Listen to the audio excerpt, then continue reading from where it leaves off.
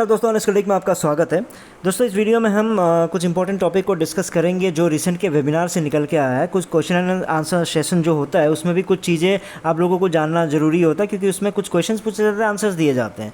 लेकिन जैसे ही उस सेशन को मैं सुनना शुरू करता हूँ तो स्टार्टिंग में इंडियंस की जब बदनामी करने लगे धिल्लन जी, तो इसलिए मुझे गुस्सा आया और कल मैंने उसी पर वीडियो बना दिया और 4 से 5 मिनट के स्टार्टिंग का जो टॉपिक था वही था। उसके बाद जब आगे बढ़ा फिर ऐश को लेकर उन्होंने कुछ बातें कही हैं, तो उसी को लेकर हम इस वीडियो में डिस्कस करेंगे। प्लस हम डिस्कस करेंगे कि ये ऐश मैक्स क्या है और क्या था इसको लेके और इसका क्या हुआ, तो और इसके बारे में क्यों डिस्कस कर रहा हूँ वो भी मैं आपको आगे बताने जा रहा हूँ। सो कंसर्न क्या है कि अभी रिसेंट के क्वेश्चन एंड आंसर सेशन में स्टार्टिंग के 15-10 मिनट यही अपनी भड़ास निकालने में धिल्लन जी निकाल दिए। उसमें मेरे से वो बहुत ही नाराज़ दिख रहे थे। मेरे चैनल का नाम तो आजकल डायरेक्टली नहीं ले रहा, क्योंकि कहीं ना कहीं उनको भी लग रहा है कि इसको फिर छेड़ूंगा तो ये फिर उल्टा पुल्टा सुनाना शुरू कर देगा, जो इसलिए वो क्या बस इनडायरेक्टली बोलने लगे कि फाउंडर्स को आपको नहीं सुनना चाहिए इस तरह के फालतू के एनालिसिस, उसको कुछ पता ही नहीं है। अगर उसको इतना आता, इतना कुछ पता होता तो जैसे कि ऐश ने इतनी बड़ी कंपनी खड़ी कर दी तो वो भी खड़ी करके दिखा दे।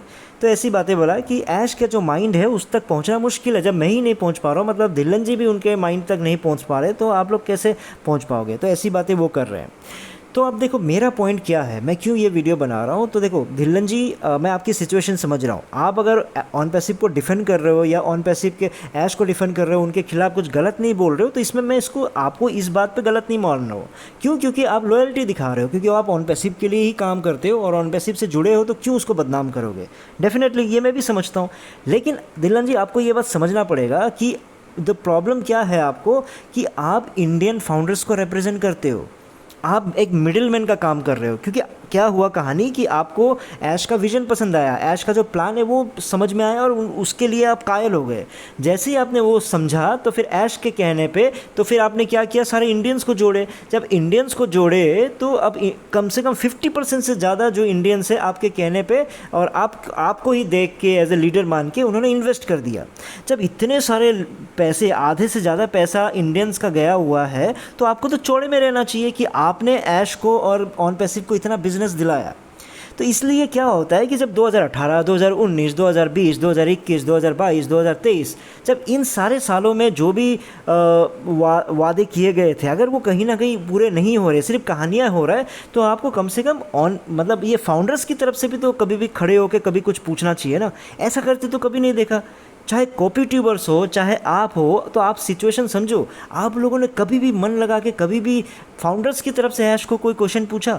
कभी उनको थोड़ा सा प्रेशराइज करने की कोशिश किया? ये भी ज़रूरी है, क्योंकि अब ऑन पैसिव का साथ दो, लेकिन साथ के साथ साथ आप थोड़ा जस्टिफाई भी करना होगा जिन लोगों से आपने पैसे इन्वेस्ट करवाए। जैसे मैं भी एग्जांपल देता हूँ, अपना एग्जांपल देता हूँ। 2021 में जब मैं वीडियो बनाता था तो उसमें देखो ऐश कि मैं दुनिया भर के क्वेश्चंस पूछता था, आपको भी दुनिया भर के क्वेश्चंस पूछता था, जिससे आप लोग परेशान हो गए थे। लेकिन क्या हुआ कि मेरे पास कुछ कमेंट्स ऐसे भी आते थे जिसमें लोग ये बोलते थे कि भाई तुम डायरेक्टली क्यों नहीं बोलते हो, ये भाई ये आपका स्कैम है, ये है, वो है। ऐश मैक्स, ऐश ने पहले ऐश मैक्स बनाया, GDI फ्यूजन भी, सब उन्हें स्कैम करके लोगों से पैसे दे के फिर ऐसे ही चल गया। तब मैं उनको आंसर क्या देता था मालूम है? मैं ऐश को भी डिफेंड करता था। मैं ये कहता था कि अरे एक इंसान कई तरह के एक्सपेरिमेंट करते हैं, कई तरह की कोशिशें करते हैं, तो हो सकता है स्टार्टिंग की जो कोशिशें है, एक्स मैक्स के बारे में मैंने भी पढ़ा, GDI फ्यूजन के बारे में मैंने भी पढ़ा। मैंने बोला कि ठीक है वो फेल हो गया, कोई बात नहीं, लेकिन ऐश दोबारा कोशिश कर रहा है, तो कोशिश करने में क्या प्रॉब्लम है? तो ये चीज़ मैं उनको डिफेंड भी करता था। लेकिन जब बाद में अब डिस्कशन में आगे क्या पता चल रहा है कि ऐश का एक तो विजनरी वो डेफिनेटली नहीं है, और IT कंपनी चलाने का तो डेफिनेटली उनको कोई एक्सपीरियंस नहीं है। लेकिन ये नहीं बोल रहा कि एक्सपीरियंस नहीं है तो वो नहीं कर सकता। मतलब क्या है कि आप धीरे धीरे जब आगे बढ़ते हो तो एक्सपीरियंस आते जाता है। इतने सालों में ऐश ने एक्सपीरियंस ही किया है, क्योंकि वो एक्सपेरिमेंट करते आए हैं कई सालों से। मैं 2021 से आपको बताते आ रहा हूँ कि ऐश एक्सपेरिमेंट कर रहे हैं, उसमें कोई प्रॉब्लम नहीं है। उसमें हार भी हो सकती है, जीत भी हो सकती है, सक्सेस मिल भी सकता है, सक्सेस नहीं भी मिल सकता है, कोई बात नहीं, कोशिश तो किया। प्रॉब्लम कहाँ पे है मैं बताता हूँ। प्रॉब्लम यहाँ पे है कि ऐश बहुत बड़ा झूठा है। वो क्या करता है, 2018 से वो सिर्फ झूठ बोलता आ रहा है। देखो कोई प्रॉब्लम नहीं, आपको प्रॉब्लम्स हो रही है, देखो बिजनेस में उतार चढ़ाव चलते हैं, कोई भी जब करते हो, सीखते हो, तो उसमें वो गलत सही होते रहता है। लेकिन कुछ भी वो जो भी आप 2018 से बोल रहा है, कुछ भी सही नहीं बता रहा है वो। मैं भी समझता हूँ कि कोई भी चीज़ इस तरह का IT का कोई भी आप चीज़ बना रहे हो तो उसमें टाइम लगता है। ऐसा नहीं है कि इतना इजी है कि हाँ ये बनाने को सोच दिया, वो कर दिया, ये सबको समझ में आता है। लेकिन ऐश के केस में प्रॉब्लम क्या है कि वो सिर्फ क्या करता रहा था पहले, सिर्फ पैसे कलेक्ट करने के चक्कर में वो क्या कर रहा था, कुछ भी कहानियाँ सुनाते जा रहा था। कहानियाँ सुना के वो 800 करोड़ उन्होंने क्या कर लिया, लोगों से ले लिया। चलो कोई बात नहीं, 800 करोड़ आपने जब ले लिया तो ठीक है, कोई प्रॉब्लम नहीं है। आपने उस पर मार्केटिंग पे भी खर्चा किया है, ओ कनेक्ट को भी बनाया है ना, कोई प्रॉब्लम नहीं है। लेकिन उस बीच में आपने बहुत सारे झूठ बोले, उसके लिए मैं मना नहीं कर रहा हूँ। लेकिन आप सोच के देखो कि जब आपको पता है 800 करोड़ लेने के बाद जो वादे आप पूरे नहीं कर पा रहे हो, तो आपको तो पता चल गया कि क्या क्या गलतियाँ हुई हैं, क्या क्या मिस्टेक हुए हैं। तो फिर आपको 800 करोड़ लेने के बाद कम से कम मन में ये रहना चाहिए कि नहीं, अब मैं 800 करोड़ से ही प्रूव करूँगा। लोग 100 करोड़ का टर्नओवर के लिए कितनी प्लानिंग करते हैं, कितना इन्वेस्टमेंट करते हैं और कितनी मेहनत करते हैं। आपको 800 करोड़ मुफ्त में मिल गया और आपने ज़्यादातर खर्चा किया मार्केटिंग में कर दिया, है ना। तो आप सोच के देखो कि मार्केटिंग भी ज़रूरी है, लेकिन मार्केटिंग का मतलब क्या है कि मार्केटिंग एक प्रेजेंस पैदा कर सकता है, लेकिन उस मार्केटिंग की वजह से ये नहीं कि प्रोडक्ट बिकना शुरू हो जाएगा। आप ही लोग, आप सोच के देखो, आईपीएल देख रहे हो आप लोग, सब लोग जब सारे आईपीएल देख रहे हो, कितने प्रोडक्ट्स एडवर्टाइजमेंट हो रहे हैं, किसके शर्ट पे क्या है, किसके टोपी पे क्या लगा हुआ है, किसके जूतों पे लगा हुआ है, कहीं बैनर्स लगे हुए हैं। तो इतने सारे मार्केटिंग, इतना खर्चा हो रहा है आईपीएल में। क्या आप में से किसी ने उस एडवर्टाइजमेंट को देख के कोई सामान खरीदा है अभी तक? तो मेरा कहने का मतलब ये है कि मार्केटिंग करना चाहिए, लेकिन मार्केटिंग कब होता है, तो मार्केटिंग करने के साथ आपका जो प्रोडक्ट है वो भी तो बिके, वो भी तो आपका जानदार हो। प्रोडक्ट है नहीं, दुनिया भर की मार्केटिंग आप कर दे रहे हो कि ब्रांड वैल्यू बनने से नहीं होता ना। ब्रांड वैल्यू के बाद आपका जो प्रोडक्ट है उसका वैल्यू होना चाहिए, जो यूज़ होगा, जो चीज़ कहीं नहीं दिख रहा है।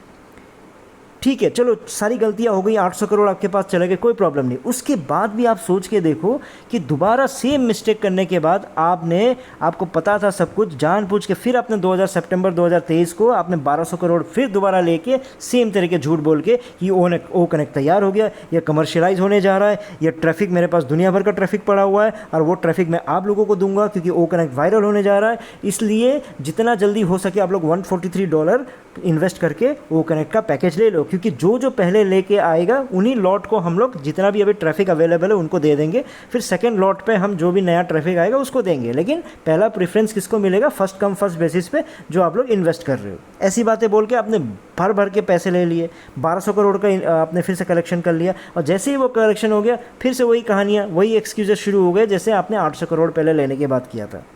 तो ऐश का पोर्टफोलियो क्या है, ऐश ने बहुत सारे प्रोजेक्ट किए, मैं इन बातों को क्यों निकाल रहा हूँ। ऐश ने देखो ऐश मैक्स बनाया, ये ऐश का खुद का पोर्टफोलियो उन्होंने खुद लिखा हुआ है ये सर। ऐश मैक्स बनाया, Ash Mufareh system, GDI premium, .ws, internet marketing, affiliate marketing, GDI fusion, GDI domains industry, sales, referral, downline building, master recruiter, independent affiliate, GDI top producer, MLM, multi level marketing. तो ये सब का इनका experience है।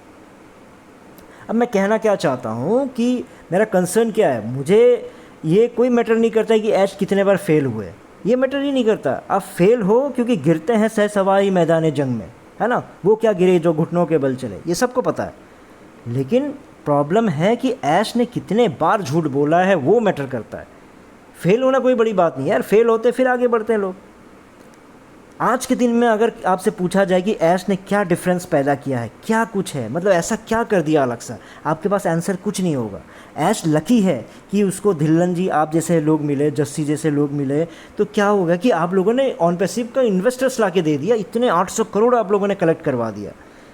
ठीक है, जब 800 करोड़ आपने कलेक्ट करवा दिया तो मार्केटिंग करना कोई बड़ी बात नहीं है, ओ कनेक्ट बनाना कोई बड़ी बात नहीं है। ओ कनेक्ट को सजा धजा रहे हो इतने सालों से, कोई नया कॉन्सेप्ट तो लेके नहीं आया वीडियो कॉन्फ्रेंसिंग। उसमें आप ये बोल रहे हो कि ये जूम ये नहीं दे रहा हम देंगे, वो ये नहीं दे रहा हम देंगे, ये कोई डिफ्रेंशिएशन नहीं हुआ ना। जूम क्यों नहीं दे रहा अभी आपको तो धीरे धीरे पता चलेगा। आप तो अभी पाँव कदम नीचे ज़मीन पे रखे ही नहीं हो, अभी तो हवा में हो। आप जैसे ज़मीन पे रखोगे ना आपको समझ में आ जाएगा। आज के दिन आपको समझ में आ रहा है ना कि इतना डेटा क्यों जा रहा है, क्यों इतने लोग कंप्लेन कर रहे हैं कि डेटा, मेरा इतना डेटा क्यों जा रहा है। अब धीरे धीरे आप क्या करोगे, फीचर्स कम करना शुरू कर दोगे। ये चलो बाद में आपको समझ में आएगा। बैंडविड्थ आपको जैसे अभी धीरे धीरे समझ में आ रहा है तो बाद में ये सब चीज़ें आएंगी।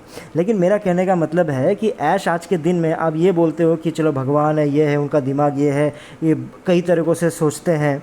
लेकिन मेरा ये कहना है कि ऐश ने अगर इतने सक्सेसफुल चीज़ें किए हैं तो कभी भी आके वो अपने प्रोजेक्ट्स को लेके कुछ बड़ी बड़ी बातें किया है, क्यों नहीं किया। तो चलिए हम जानते हैं कि ऐश मैक्स क्या था। तो ऐश मैक्स में जैसे आज के दिन में आप लोग जो डिस्कस करते हो ना, हम लोग जो डिस्कस करते हैं, क्या ऑन पैसिव स्कैम करने जा रहा है, क्या ऑन पैसिव आपका स्कैम हो जाएगा, तो ऐसी बात है ना। आप 13 साल पहले भी हुआ करता था, वो भी सेम। ये सारे पोस्ट मैंने वहाँ से निकाल के आपको दिए हैं जिसमें यही सब डिस्कशन होता था, क्या is ash max a scam. 13 साल पहले का है, देखो रेड लाइन मैंने रेड सर्कल करके बताया आपको। 13 साल पहले यही सब डिस्कशन होता था।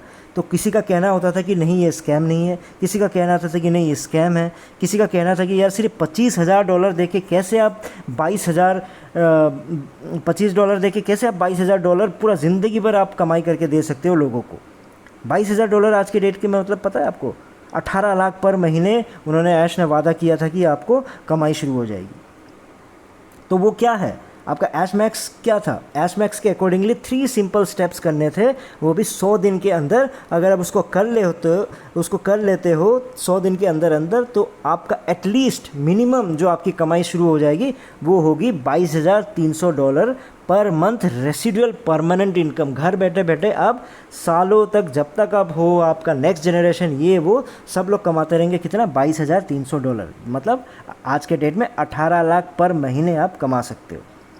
और उसका इन्वेस्टमेंट भी कितना था? सिर्फ $25 था। उसमें ज़्यादा कुछ करने के लिए है नहीं। और उसके लिए क्वालिफिकेशन क्या चाहिए, आपको क्या होना पड़ेगा? उसका क्वालिफिकेशन था कि आपको बिग ड्रीमर होना चाहिए, बिग थिंकर होना चाहिए, पॉजिटिव एटीट्यूड होना चाहिए, पॉसिबिलिटीज़, लिमिटेशंस कोई कुछ नहीं होना चाहिए आपके पास।